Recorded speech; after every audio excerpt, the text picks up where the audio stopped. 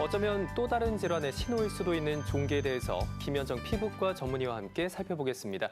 현대 사회에 이르러서는 종기 일상생활에서 쉽게 겪을 수 있는 일반 피부과 질환이다 이렇게 생각할 수 있는데요. 종기에 대해서 먼저 소개해 주시고 왜 생기는지도 궁금하네요. 네, 종기는 대표적으로 피부의 감염으로 인한 염증성 질환이라고 보시게 됩니다.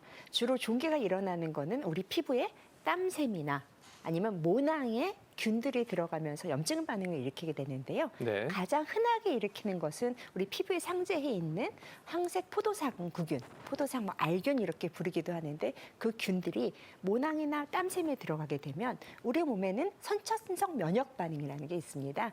이것을 없애기 위해서 군대들이 가는 거죠. 대표적인 군대가 호중무라는 세포가 되는데 네. 얘랑 막 싸우면서 농을 만들어내는 그런 과정이 있고요. 특히 이런 것들이 단순하게 균이 있고 염증 반응이 있는 것뿐만 아니라 땀이 많이 나는 위치에서 반복적으로 생기는 이것의 세 가지가 모두 합쳐져서 균이 있고 다음에 선천성 면역 반응이 과도하게 작용하고 그리고 환경적으로 땀이 많은 경우나 많이 스치는 그런 곳에 생길 수 있는 거죠. 그럼 특별히 많이 생길 수 있는 종기가 또 따로 있는 건지 그리고 우리 몸 중에서 어떤 부위에 어떤 증상으로 나타나는지도 설명해 주시면 좋을 것 같습니다. 네, 종기는 보통 이렇게 한번 균에 감염이 되면 맨 처음에는 우리 여드름처럼 노랗게 고름이 잡히기 시작하다가 점점 이게 커지죠. 그럼 어때요? 아프죠. 네. 누르면 딱딱한 결절의 형태로 나오기도 하고 이게 소위 말하는 무르익게 되면 노랗게 농들이 안에 차게죠. 근데 이게 너무 오래되면 어떻게 될까요? 터지겠죠? 네, 자연적으로 턱 쳐져서 노란 농들이 온몸을 이렇게 새어 나오는 것처럼 보이는 그런 단계들을 가지고 되고요. 이게 너무 많이 여기도 생기고 1번 종기, 2번 종기, 3번 종기가 서로 짝을 이뤄서 터널을 만드는 그런 경우도 있습니다. 그래서 네. 종기는 단순하게 여드름이 났어요, 뾰루지가 났어요 보다는 좀 더 깊어서 넓게 퍼질 수 있는 그런 질환을 저희가 종기라고 부를 수 있습니다. 그렇군요. 이게 또 재발 위험성도 있나요? 어떤 생활 습관이나 땀이 많은 분, 다음에 저희가 이제 많이 겹치는 분들은 재발할 가능성이 높아서 저는 요새 너무 종기에 자주 걸려요 하는 분들이 있습니다. 또 하나는 이 적절한 치료. 첫 번째는 약물 치료를 적정히 해서 이게 무르익어서 터지기 직전에 균들을 말리면 어떻게 흉터가 없이 잘 치료가 될 수 있죠. 네. 아니면 너무 시기를 놓쳐서 너무 많이 커지면 어떻게 되냐면 얘네들의 약간 구멍을 내서 농을 밖으로 빼주는 과정, 수술적 치료 또는 저희가 배농이라고 얘기하는데 배농하는 과정이 되면 균들이 밖에 나와서 훨씬 항생제에 반응하기 좋은 과정이 될 수 있죠. 또 하나 중요한 거는 계속 반복적으로 균이 생긴다 그러면 배농을 통해서 병원에서 배양 검사를 통해서 정말 어떠한 균인지 아는 것도 되게 중요합니다. 어떤 균인지 알아서 다음에 이런 증상이 있을 때 빨리 항생제와 배농을 해서 재발하지 않게 하는 게 중요하고 생활 습관에서도 체중을 좀 줄인다거나 땀을 줄이는 것도 치료에 큰 도움이 될 수 있습니다. 네, 근본적인 원인을 찾기 위해서 이게 왜 생긴 건지 그 균 자체를 검사하는 작업도 필요하군요. 그런데 이런 종기가 자주 반복되고 계속해서 일어나게 되면 이게 또 다른 질환에 대한 전조 증상으로 의심해봐야 된다는 얘기도 있던데요. 당뇨병이 있는 환자들 같은 경우에는 피부 면역 체계가 좋지 않기 때문에 반복적으로 생기기도 하고요. 또 하나는 우리가 기본적으로 면역이 결핍되어 있는 질환에서도 드물게 많이 생깁니다. 그중에 저희가 좀 더 희귀 질환을 부르면서 종기가 반복적으로 생기는 사람한테 유념해서 봐야 될 좀 어려운 질환이 하나 있습니다. 인구의 1% 정도가 생기는 화농성 한선염이라고 보는데 얘는 종기가 계속 반복적으로 생겨서 단순하게 당뇨병이나 피부 면역 문제가 아니라 삶의 질을 저하하는 그런 진단명이 붙는 질환도 있습니다. 이게 단순한 종기하고는 좀 다르다라고 알려져 있는데 이게 어떤 질환인가요? 6개월 동안 2번 이상 재발한다는 반복성이 있어요. 6개월 동안 2번 이상이요? 네. 그리고 농이 단순하게 맨 처음에 만졌을 때 결절처럼 딱딱하기도 하고 다음에 종기처럼 발전을 하다가 얘네들이 서로 연결해서 누공을 만들기도 하고 이게 터지면서 흉터가 많이 얼기설기 만들어져서 누가 봐도 너무 딱딱한 흉터가 뒤덮인 그런 임상적인 특징을 가지고 있고요. 제일 중요한 거는 이게 아무데나 생기는 게 아니라 땀샘이 많은 곳. 첫 번째, 겨드랑이. 여성분 같은 경우는 가슴 밑, 사타구니, 엉덩이 밑 같은 특정 부위에 자주 나오는 종기가 계속 반복적으로 생기는 질환을 저희가 특별하게 화농성, 농이 나온다는 뜻이고 한선염, 딴샘의 염증 반응이라고 부르게 됩니다.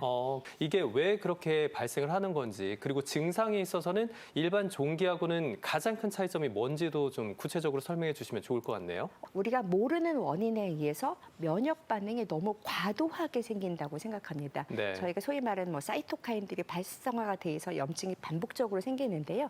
앞서 말씀드린 대로 종기는 잘 치료하면 흉터 없이 사라지게 되잖아요. 근데 얘는 6개월 동안 2번 이상 계속 반복적으로 생기니까 딱딱해지고 농이 생기고 터지고 그게 엉겨 붙어서 서로 연결이 되는 마치 그물처럼 생기는 흉터가 생기게 되고요. 네. 이게 아물기도 전에 그 다음에 또 염증이 생기니까 음. 점점 두꺼워지고 딱딱해져서 정말 겨드랑이 들지 못할 정도까지 하는 임상적으로 누가 봐도 좀 명확한 그런 증상이고요. 범위가 좀 넓게 나타나겠네요. 넓게 나서 양쪽 겨드랑이가 대칭적으로 생기게 되고요. 또 하나는 냄새도 나게 되고 그다음에 여기 염증이 있으니까 아무리 닦아내도 고름이 나오니까 누구한테 말도 못한 채 사회에 고립되는 질환이기 때문에 저는 심각하게 보고 있습니다. 네. 또 어떻게 구분할 수 있을까요? 원인들이 좀 다르긴 한데 여드름은 전 국민이 다 아는 질환이죠. 사춘기가 네. 되면서 호르몬 때문에 피지가 많이 분비되면서 이렇게 뾰루지처럼 나는 걸 보통 저희가 여드름이라고 하기 때문에 얘는 호르몬 영향을 좀 많이 받고요. 또 하나는 모낭염이라는 거는 모든 털구멍에 염증이 생기는 어떤 균들 중에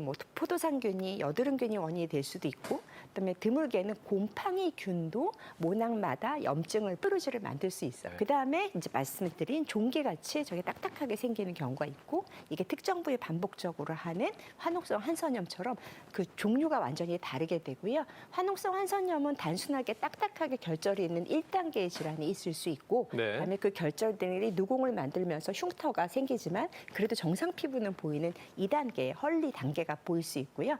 마지막은 너무 이렇게 염증이 반복적이 되니까 정상 피부가 하나도 안 보이는 헐리 3단계처럼 중증도로 나눌 수 있는 그런 질환이기 때문에 여드름이나 종기하고는 확연히 다른 반복적인 염증성 질환입니다. 네, 통증도 통증이지만 냄새 때문에 굉장히 사회생활하는데도 힘들고 스스로도 고통을 받고 있다라고 이야기를 하는데 어느 정도인가요? 특정 부위에 너무 딱딱하게 되니까 염증 때문에 닿기만 해도 아픈 단계가 되는 거고요. 그 농의 원인이 되는 포도상균이 증식하게 되면 그 특유의 이제 냄새가 있어요. 네. 그 냄새가 있으니까 나도 느끼고 외부 사람이 느낄까 봐 많이 힘들어가지고 그렇기 때문에 그 단계에서는 주로 저희가 항생제를 되게 열심히 써요. 균이 더 증식하지 못하게. 네. 그런데 2단계쯤 되면 앞서 말씀드린 대로 반복적으로 농양이 터졌다가 아무는 과정이 있기 때문에 이때부터는 수술적인 치료가 들어가는 거죠. 병원에 오셔서 저희가 칼로 소위 말하는 째고 농을 배출을 하고 드레싱을 하고 있는 게 반복적으로 가는 그런 단계가 되고 반드시 전문의와 상의를 하게 되고요. 3단계쯤 되면 너무 염증이 심해서 이거는 칼을 대서도 해결할 수 없는 그런 단계가 됩니다. 요새는 그 3단계를 치료할 수 있는 생물학적 제재, 아까 말씀드린 대로 면역 반응을 과도하게 일으키는 TNF-알파라든지 인터루킨 17이라는 그 사이토카인을 막아버리는 약들이 나왔어요. 그런 생물학적 제재를 적절하게 쓰게 되면 우리가 그 염증을 완전히 막기 때문에 재발 없이 잘 관리할 수 있는 그런 새로운 신세대를 맞이하고 있습니다. 네, 화농성 한선염을 비롯해서 종기 같은 이런 피부과 질환이 발생했을 때 집에서 좀 간단하게 잘 관리할 수 있는 방법도 알고 있으면 좋을 것 같아요. 네, 항상 모든 의사들이 정답은 항상 가지고 있습니다. 첫 번째, 금연. 금연이요? 네, 염증 반응을 악화시키는 것 중에 하나가 흡연이 있기 때문에 금연하시는 게 중요하고요. 두 번째는 체중 조절을 특히 화농성 한선염한테 많이 강조할 수밖에 없습니다. 앞서 말씀드린 사우나, 스판 운동 같은 피하는 것도 큰 도움이 됩니다. 또 하나는 이쪽에 땀이 차게 되면 염증이 악화되기 때문에 좀 널널한 옷들을 좀 입는 것이 중요할 것 같고요. 온찜질이나 목욕보다는 샤워 정도도 중요하고요. 목욕을 하시더라도 미지근한 물에 가볍게 씻어내는 정도로 목욕을 하신다면 피부 질환을 예방하는 데 큰 도움이 될 것 같습니다. 네, 좋습니다. 피부가 더욱 예민해지는 환절기입니다. 손 씻기를 비롯한 청결한 생활 습관으로 다가오는 가을과 겨울 건강도 잘 지켜내시길 바라겠습니다. 지금까지 김현정 피부과 전문의와 함께 이야기 나눴습니다. 오늘 말씀 고맙습니다. 감사합니다.